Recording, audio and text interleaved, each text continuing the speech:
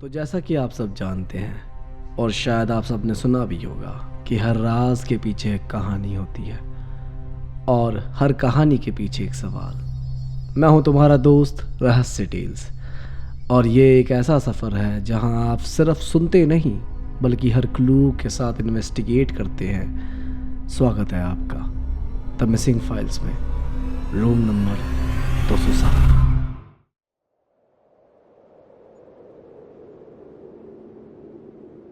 शिमला की बर्फ़ में लिपटा हुआ एक लॉज है, स्नो व्यू लॉज। कहते हैं बर्फ़ सब कुछ छुपा लेती है, प्यार, धोखा, खून के दाग तक। और इसी बर्फ़ में खो गया एक इंसान, अर्जुन मेहता, एक जर्नलिस्ट जो सच के पीछे भागता था जैसे शिकारी अपने शिकार के पीछे। पर इस बार शिकार उसी को निकल गया। तो चलिए चलते हैं 20 दिसंबर 2019 में। अर्जुन लॉज के रूम 207 में चेक इन करता है। 3 दिन बाद उसका कैमरा मिलता है।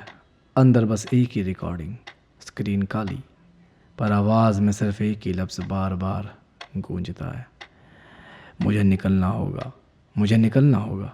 अर्जुन कहीं नहीं गया तो जैसे हवा में। और यहीं से शुरू होती है वो इन्वेस्टिगेशन जो अब तक बंद दरवाज़ों के पीछे दबाई गई थी। पुलिस कहती है अर्जुन को आखिरी बार लॉज के मालिक ने देखा।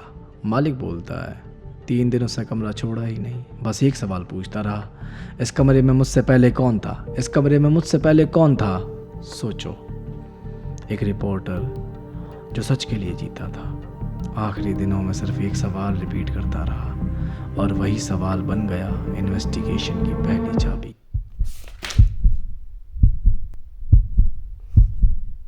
गेस्ट रजिस्टर निकला गया। रूम 207 में अर्जुन से पहले रुका था इंस्पेक्टर राघव। और आयरनी देखिए, वही ऑफिसर अब केस इन्वेस्टिगेट कर रहा था। सबको लगा केस सिंपल है, अर्जुन ने कुछ पता लगाया होगा और राघव ने उससे ख़त्म कर दिया। सबके दिमाग में जवाब मिल गया था, पर असली सवाल अभी बाकी था। क्या जो सबसे ऑब्वियस है वही सच भी है?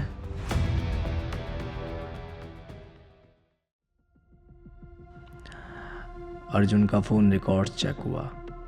3 अननोन कॉल्स, सब लॉज के लैंडलाइन से, रात के 2 बजे, 3 बजे और 4 बजे।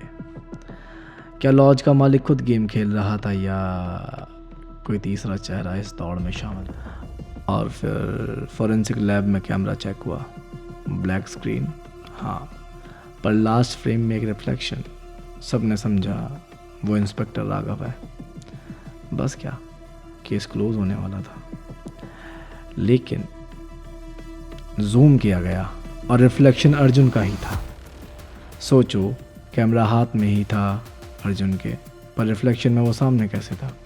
जैसे खुद को रिकॉर्ड कर रहा हो एक आईने के सामने।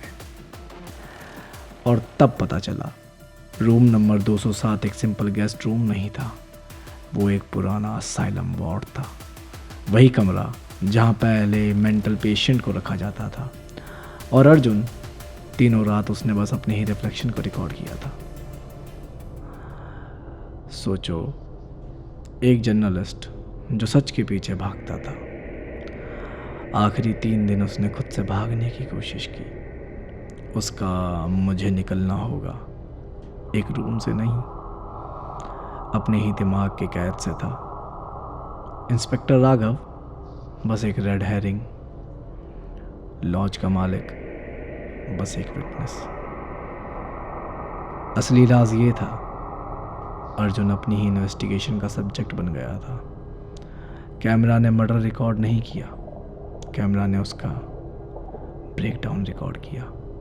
और अर्जुन कभी मिला ही नहीं, शायद क्योंकि वो लॉज से कभी गया ही नहीं। वो अब भी वहीं है, रूम 207 में, अपने रिफ्लेक्शन के अंदर फंसा हुआ। और स्नो व्यू लॉज अब भी खड़ा है, और रूम 207 अब भी लॉक है। सवाल सिर्फ इतना है, अगर आपको एक दिन उस कमरे में रुकना पड़े तो क्या आप अपना रिफ्लेक्शन देख पाएंगे, या वही रिफ्लेक्शन आपको निगल जाएगा?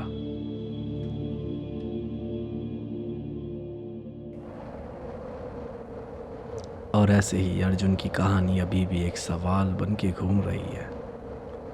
सच के करीब आने वाला इंसान क्या हमेशा बच पाता है, या सच खुद उसे खा जाता है?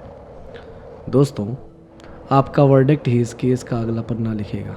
कमेंट्स में बताओ, आपको लगता है इंस्पेक्टर राघव ही असली गुनहगार था, या कोई तीसरा चेहरा अभी भी लॉज के अंधेरों में छुपा है? और अगर आपको ये कहानी ने अपनी सीट से बांध लिया तो लाइक करो, सब्सक्राइब करो और बेल आइकन दबा दो, क्योंकि अगली फाइल शायद वही हो जो आपके शहर से निकले। तब तक के लिए शब्बा खैर। शुक्रिया।